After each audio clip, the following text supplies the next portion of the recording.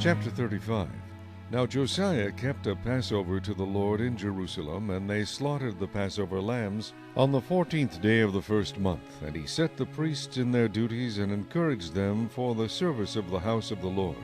Then he said to the Levites, who taught all Israel, who were holy to the Lord, Put the holy ark in the house which Solomon the son of David, king of Israel, built.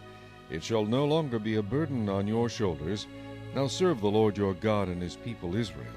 Prepare yourselves according to your fathers' houses, according to your divisions, following the written instruction of David king of Israel, and the written instruction of Solomon his son, and stand in the holy place according to the divisions of the fathers' houses of your brethren the lay people, and according to the division of the fathers' house of the Levites.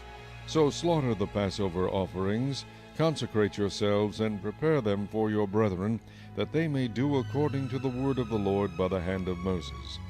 Then Josiah gave the lay people lambs and young goats from the flock, all for Passover offerings for all who were present, to the number of 30,000, as well as 3,000 cattle. These were from the king's possessions.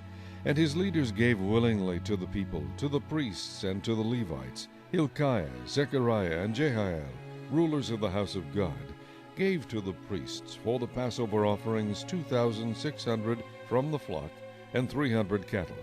Also Conaniah, his brothers Shemaiah and Nethanel, and Hashabiah and Jael, and Jozabad, chief of the Levites, gave to the Levites for Passover offerings 5,000 from the flock, and 500 cattle. So the service was prepared, and the priests stood in their places, and the Levites in their divisions, according to the king's command. And they slaughtered the Passover offerings. And the priests sprinkled the blood with their hands, while the Levites skinned the animals. Then they removed the burnt offerings, that they might give them to the divisions of the fathers' houses of the lay people, to offer to the Lord, as it is written in the book of Moses. And so they did with the cattle. Also they roasted the Passover offerings with fire according to the ordinance. But the other holy offerings they boiled in pots, in cauldrons, and in pans, and divided them quickly among all the lay people.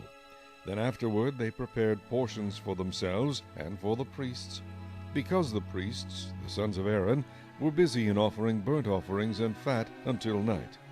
Therefore the Levites prepared portions for themselves and for the priests, the sons of Aaron. And the singers, the sons of Asaph, were in their places according to the command of David, Asaph, Heman, and Jeduthun, the king's seer. Also the gatekeepers were at each gate. They did not have to leave their position, because their brethren the Levites prepared portions for them. So all the service of the Lord was prepared the same day, to keep the Passover, and to offer burnt offerings on the altar of the Lord, according to the command of King Josiah. And the children of Israel who were present kept the Passover at that time, and the feast of unleavened bread for 7 days. There had been no Passover kept in Israel like that since the days of Samuel the prophet, and none of the kings of Israel had kept such a Passover as Josiah kept, with the priests and the Levites, all Judah and Israel, who were present, and the inhabitants of Jerusalem. In the 18th year of the reign of Josiah, this Passover was kept. After all this, when Josiah had prepared the temple, Necho, king of Egypt, came up to fight against Carchemish by the Euphrates, and Josiah went out against him. But he sent messengers to him, saying, What have I to do with you, king of Judah? I have not come against you this day, but against the house with which I have war, for God commanded me to make haste.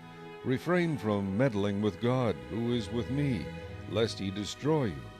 Nevertheless Josiah would not turn his face from him, but disguised himself so that he might fight with him, and did not heed the words of Necho from the mouth of God.